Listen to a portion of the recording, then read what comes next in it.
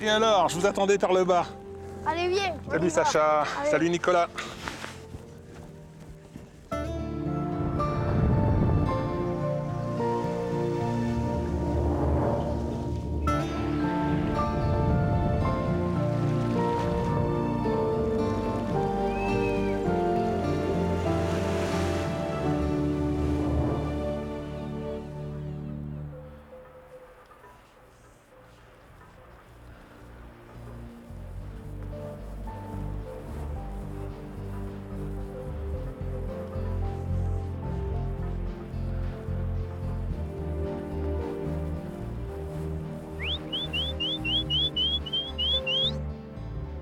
Aujourd'hui, il va être question de transhumance.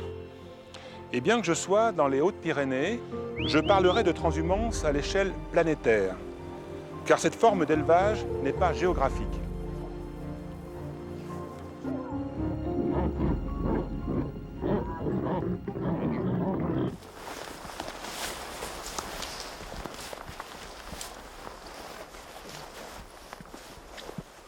Ce pré n'a pas été fauché ni même pâturé depuis fort longtemps, car sa végétation haute et variée aurait laissé sa place à une végétation beaucoup plus rase, mieux résistante à l'arrachage et au piétinement.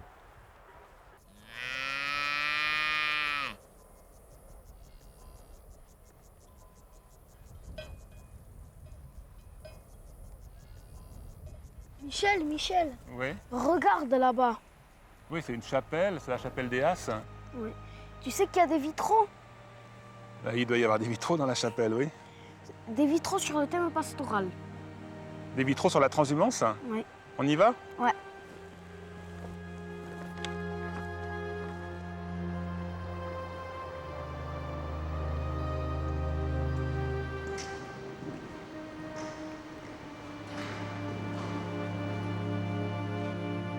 Pourquoi sur le vitrail il y a autant de bergers? Parce que dans cette région, en été, on amène les animaux, spécialement les vaches et les brebis, pour profiter de la montagne.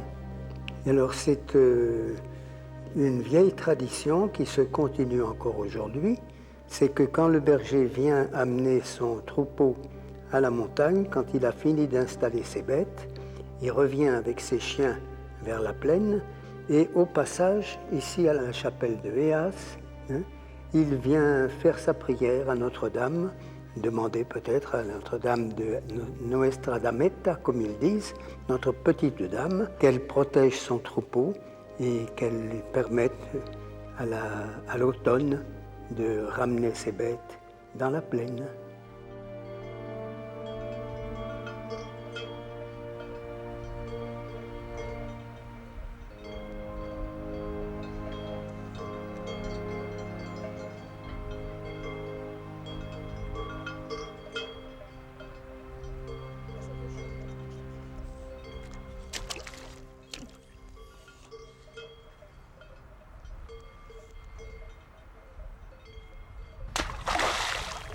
Sacha, Nicolas? Qu'est-ce que vous faisiez à lancer des pierres dans la marne? On faisait bouger les grenouilles. Voilà. Vous les qu'elles faisiez viennent bouger vers à nous. coups de pierre, à coups de cailloux et les bombardiers? Non, on les mettait à côté Ouais. pour qu'elles viennent vers nous. Ah, d'accord. Revenons à nos moutons. La transhumance a toujours existé, d'après vous? Ah oui, oui. Oui.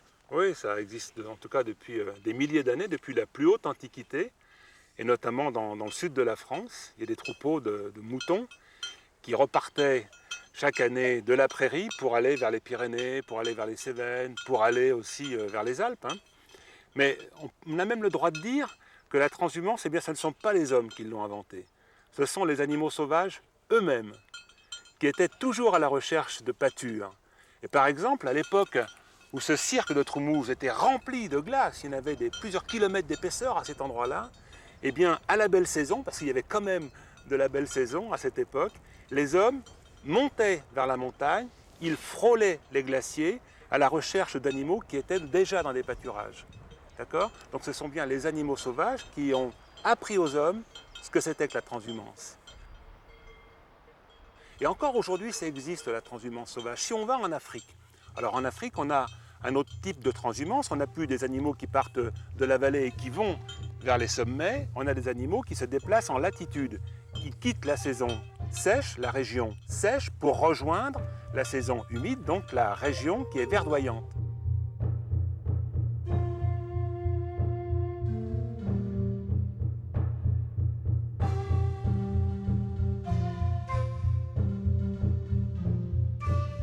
Et ce sont les énormes troupeaux de gnous, de zèbres, de buffles que l'on connaît, même les éléphants transhument, d'accord?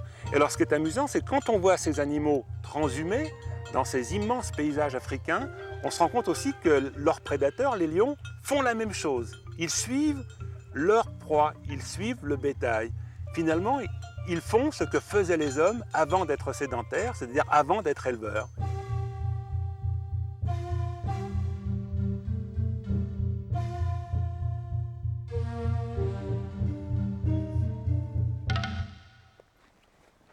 Elle n'y est plus. Allez, rentre aux abris. Il y a un trou là. Ici, il y en a un peu plus haut encore. Et elle devait se trouver à l'entrée de celui-ci. Oh, puis il y a de belles crottes à l'intérieur. Elle hiberne quand il y a le manque d'herbe. Oui, elle hiberne, elle ne transhume pas, elle ne fait pas comme les moutons. Quand il n'y a plus d'herbe, elle disparaît. Elle s'endort profondément. Elle peut passer comme ça plusieurs mois dans l'obscurité de son terrier. Elles sont les unes contre les autres. La température de leur corps peut descendre jusqu'à 6 degrés. En dessous, ça devient mortel, ça devient dangereux. Alors elles se réchauffent, elles se mettent à frissonner. Et en frissonnant, tous les muscles qui frissonnent en même temps échauffent le corps. Et c'est comme ça qu'elles peuvent passer l'hiver.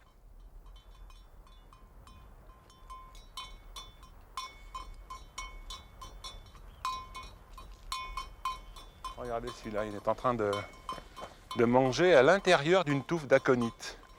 Or les aconites, ce sont des plantes extrêmement toxiques. Ça y est, on l'a effrayé. Il s'écarte un peu. Mais vous voyez, il avait le nez là-dedans. Alors voilà, c'est intéressant parce que les moutons viennent chercher leur nourriture au pied de ces plantes. Et ces plantes s'appellent des aconites. Exactement, l'aconite napelle, c'est une plante de la famille des renoncules et c'est une plante très toxique. C'est une plante poison. Alors ils viennent là, pourquoi? Parce qu'ils ne mangent pas la plante, bien sûr, c'est du poison. Par contre, ils vont manger ce qui se trouve au pied de la plante, des orties naissantes, il y a même des pissenlits là. Est-ce que les feuilles sont toxiques aussi? Alors les feuilles d'aconite sont très toxiques. Tout est toxique dans la plante. La fleur, la feuille, les racines. Regarde, t'en as une bien fleurie là. Alors celle-là est superbe, oui. Les fleurs sont bien ouvertes. Et regarde bien la fleur, elle ressemble à un casque. D'où son deuxième nom de casque de Jupiter. C'est un joli nom, non? Ouais. Hein, sympa. Allez.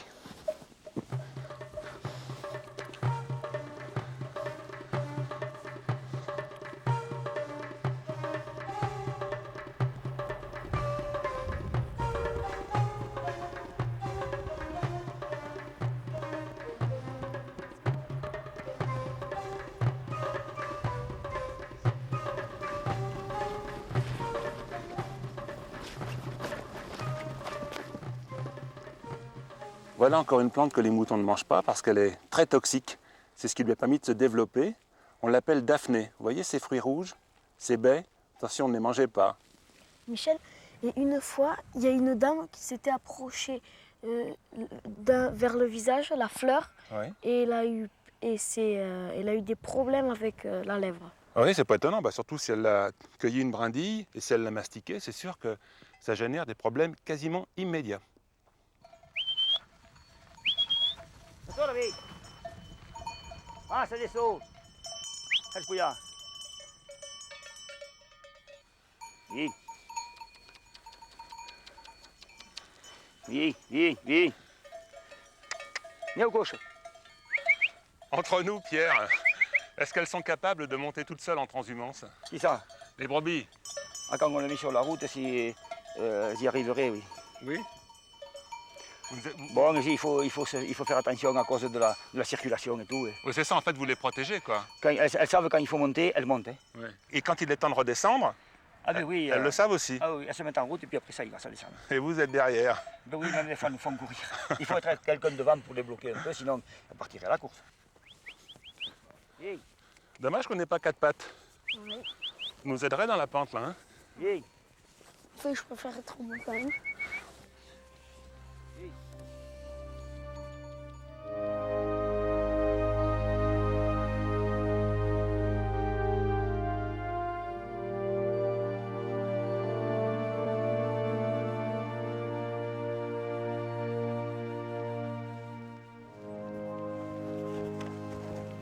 Bonjour. Bonjour les enfants.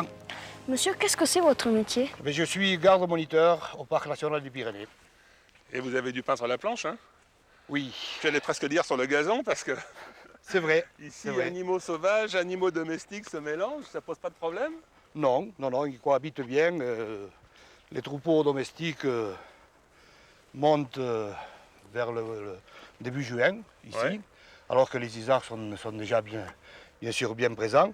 Mais même les isards aussi, ils ont, on va dire qu'ils transhument d'une certaine façon, puisqu'ils ont des quartiers d'hiver et puis des quartiers d'été. C'est-à-dire l'hiver, on les trouve beaucoup plus bas dans la vallée. Et puis l'été, ils rejoignent donc les pâturages.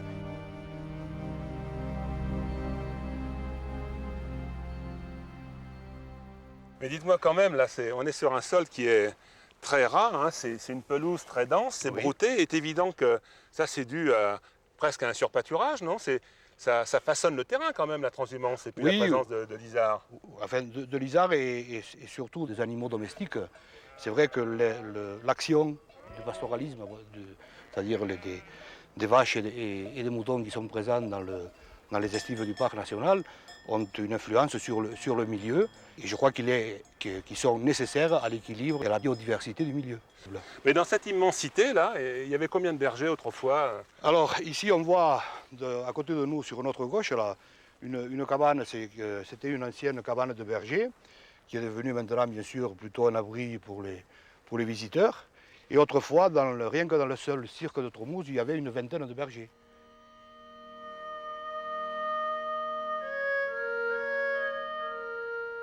Alors, je connais un endroit, moi, ce sont les femmes qui se transforment en bergers. Ce sont donc des bergères. Mais il faut aller loin pour les rencontrer. Il faut aller jusqu'au Pakistan, dans la montagne, près de la frontière avec la Chine, dans une région qu'on appelle Karakoram. Et ces femmes habitent dans un village qu'on appelle Shimshal.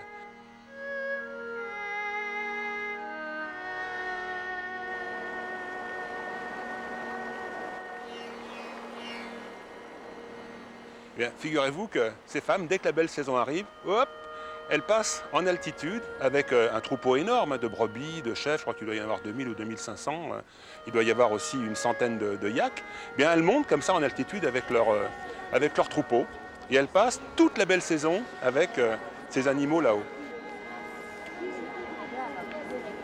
Alors quand on débarque dans le village, on est dans un village d'hommes.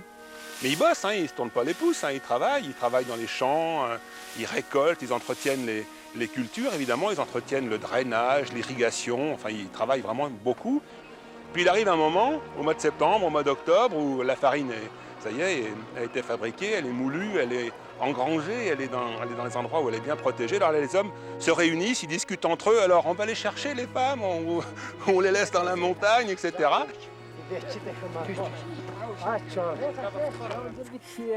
Alors c'est une préparation, hein, parce qu'ils partent aussi avec des yaks, parce que là encore il y a du chemin, il y a plusieurs jours d'ascension, parce que les femmes sont à 4500 mètres d'altitude. Hein, elles n'ont pas peur. Hein. Elles sont parties avec les bébés, avec les enfants en bas âge, parce qu'il faut qu'elles s'en occupent, il faut qu'elles leur donnent le sein, il faut qu'elles les soignent, etc. Alors elles ont un travail qui est vraiment énorme. Hein. 5 heures du matin, debout, elles vont traire les chèvres, elles vont traire les yaks, elles font du beurre et du fromage avec ça, et elles font ça pendant 6 mois de l'année. Quoi. C'est vraiment un boulot qui n'est pas simple.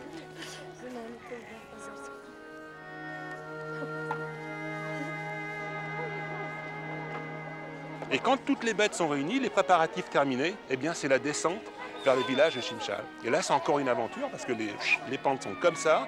Il y a des petits sentiers dans lesquels viennent s'étrangler les troupeaux. En plus ils cavalent les troupeaux hein, à chaque fois quand ils descendent.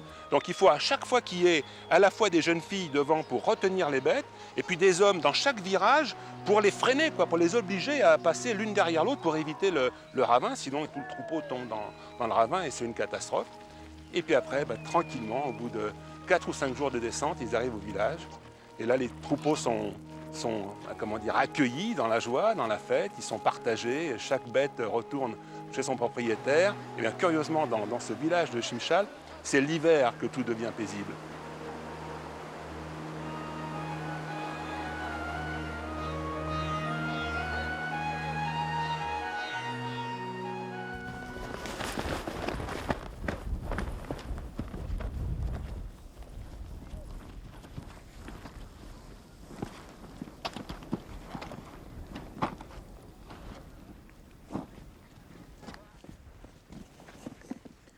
Qu'est-ce que tu cherches? C'est une surprise. On cherche un petit animal qu'on ne trouve qu'ici. J'espère en découvrir un. Regardez, regardez, regardez, regardez. Là. Et voilà. Le monstre. Qu'est-ce que c'est? C'est un triton.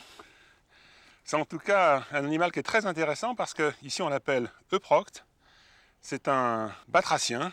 Alors c'est un petit animal qui vit en montagne. Or il y a très très peu de batraciens, d'amphibiens qui vivent en montagne. Il y en a en gros une quinzaine d'espèces au pied de la montagne, mais ici il doit y en a plus qu'il y en avoir que 5 ou 6 peut-être, pas davantage. Et il en fait partie. Parce qu'ici l'eau est très froide, la vie est très difficile, les hivers sont très longs, et lui, il ne transhume pas. L'hiver, il s'engourdit, il fait comme la marmotte, il hiberne dans le sol. Il attend que la neige fonde, que les beaux jours reviennent pour repartir à la chasse. Avance, avance, avance. Là, viens ici. Tu suis? Viens ici, Amma. Ah, stop, avance, avance, là. Avance. Hein? Viens ici, viens. Tu suis, viens ici devant. Viens ici devant. Pousse-le. La domestication des plantes et des animaux Devant, là. Pousse. se sont faites sensiblement au même moment, il y a en gros 9000 ans. Le mouton descend du mouflon et le chien descend du loup. Stop, avance. Pousse-le. Viens ici, tu suis? Tu suis, viens ici en bas. En bas. En bas, là. Ah, pousse-le. Viens ici en bas. Viens ici, Bussy, viens. Bussy, avance. Avance devant. Avance devant. Devant. Avance. Stop. C'est impressionnant, hein, vu de loin, c'est dingue de voir comment ce chien a l'attitude de la bête limite sauvage. Dans ses gestes, dans son regard. Mais à la base, Impressionnant, hein. c'était des chiens que les Vikings avaient. Et ils s'en servaient pour ramasser les rennes. Donc c'est des chiens d'une vie intérieure, sans doute, ça devait être un chien sauvage. Et il devait s'en servir pour chasser. Et c'est vrai qu'il a toujours cet esprit-là. Quand on le voit s'arrêter comme ça, et ramper, il a l'esprit chasseur. Mais bon, nous on a essayé de... L'homme a essayé de le domestiquer, pour essayer de s'en servir, pour ramasser les moutons en montagne. Bon, on travaille beaucoup, nous, ici en montagne, en fonction du temps et de la saison. En début de saison, on va laisser les bêtes, surtout quand elles montent en haute altitude, on va laisser les bêtes sur les versants sud. Et après, en fonction de la saison, l'herbe, elle va pousser sur les versants nord, donc on va mettre les brebis sur les versants nord. Donc Et la vous transhumance, voyez- c'est pas seulement faire monter des bêtes Oh, de la vallée jusqu'ici, non, c'est aussi non. les faire voyager dans la montagne. C'est en fonction de l'herbage, c'est en fonction de beaucoup de choses. Et vous savez que bon, dans des montagnes, ça dépendra des montagnes. Il y a des montagnes où il y aura davantage de réglisse, du serpolet, c'est le thym sauvage, où les bêtes elles vont aimer ça. Mais les bêtes, c'est pas parce qu'il y a beaucoup d'herbes qu'elles seront grasses en descendant. Les bêtes, il ne faut pas qu'il y ait grand-chose, mais ce qu'il y a, il va falloir que ce soit du bon. Et c'est elles qui vont descendre toutes seules ou c'est vous qui allez les pousser? Les bêtes, elles sentent quand il va falloir monter et elles sentent quand il va falloir descendre. Mais nous, on sera là pour les accompagner jusqu'en bas.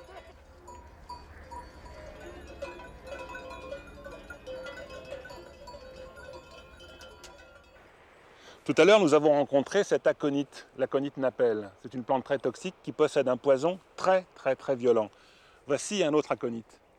Ça, c'est l'aconite Tulou. Elle ne possède pas le même poison qu'on appelle l'aconitine. Ce qui fait que les moutons le savent, les brebis le savent. Il n'y a pas que les brebis d'ailleurs, les hommes, les bergers le savent aussi. Et quand les brebis ont des rhumatismes, quand elles ont des migraines, quand elles ont de vieilles douleurs, elles viennent butiner cette aconite. Elles en prennent une petite dose, une dose homéopathique, et ça les calme. Alors les bergers ne sont pas du tout affolés quand ils les voient manger cette aconite, parce qu'ils savent que si elles la mangent, c'est parce qu'elles en ont besoin pour calmer des douleurs. Cette connaissance de la nature, cette intelligence de la nature qu'ont les gens qui vivent dans la nature, en permanence, eh bien, on la retrouve partout sur la planète. Et il y a par exemple, vers le détroit de Bering, sur le territoire soviétique, donc tout à fait dans le nord de l'Europe, des gens qui vivent de la transhumance, mais d'une transhumance qu'on n'a peut-être plus le droit d'appeler exactement comme ça, parce que c'est tout le village qui bouge.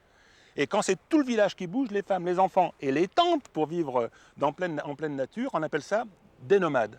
Donc il y a des populations nomades dans le nord de l'Europe qui suivent du bétail. Alors ce bétail, qu'est-ce que c'est? Ce n'est pas des moutons, ce n'est pas des chèvres, ce n'est pas des vaches, ce sont des rennes. Et les gens, ces fameux nomades, eh bien, en famille, suivent ces rennes.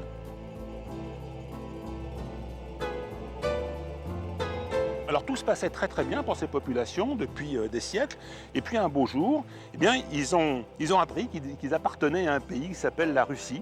Et on leur a imposé un mode de fonctionnement complètement différent du leur. Et curieusement, ces gens-là, ils ont réussi, malgré ce qu'on leur imposait, une vie très différente, ils ont réussi à conserver une véritable culture, et quasiment même de la solidarité entre eux.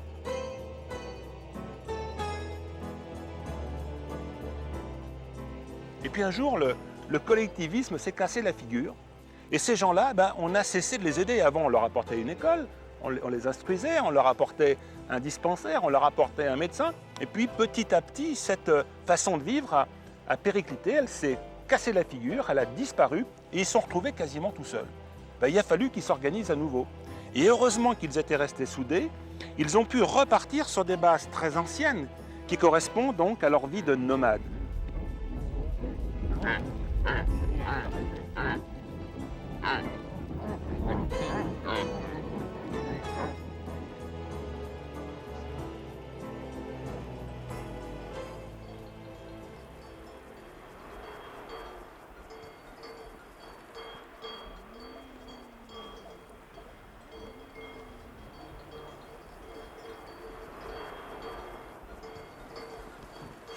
Une jeune vache. Oh, ils lui ont coupé les cornes. Et bien alors?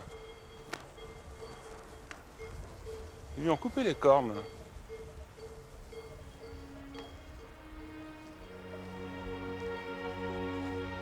On est comme dans un décor de théâtre. Le rideau se referme. Vous êtes habitué à voir ces mouvements de brume ici? Ah oui. Oui. Oui, c'est vrai, il y a beaucoup de brouillard. Ah oui. En Aubrac aussi, il y a beaucoup de brouillard. Et c'est un peu comme ici.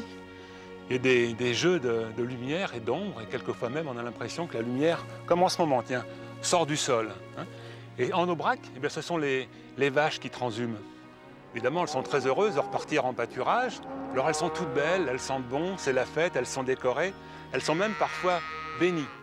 Alors curieusement, elles montent toutes seules au pâturage. Ce ne sont pas les hommes qui les conduisent. Elles connaissent le chemin, elles y vont absolument toutes seules. Et pourquoi ça?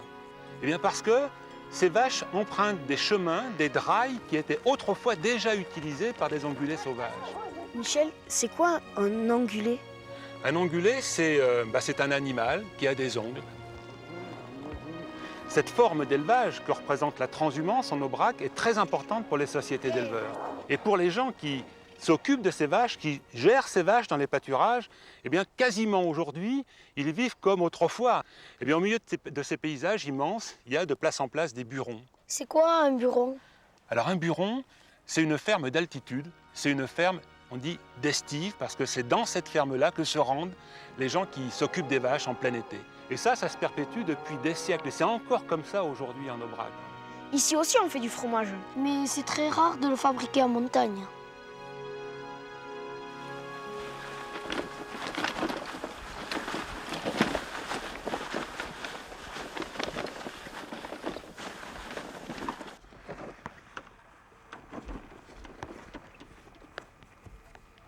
Nicolas et Sacha sont des amateurs de golf. Sacha est même titré sur le plan départemental. Et ici, dans le cirque de Troumouze, la tentation est trop forte. Le green est trop beau. Il est le résultat de millénaires de glaciation et de siècles de transhumance. Tu veux que je te pousse le chariot?